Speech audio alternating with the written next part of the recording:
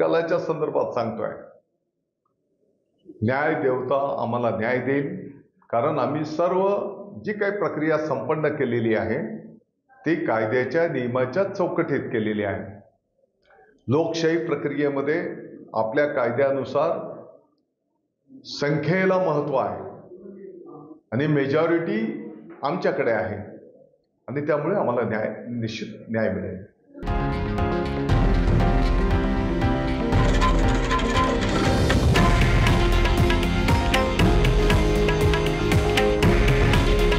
हे आहे देशातील नंबर 1 न्यूज नेटवर्क आणि आपण पाहत आहात TV9 मराठी. काळजी तुमची, हित महाराष्ट्राचं.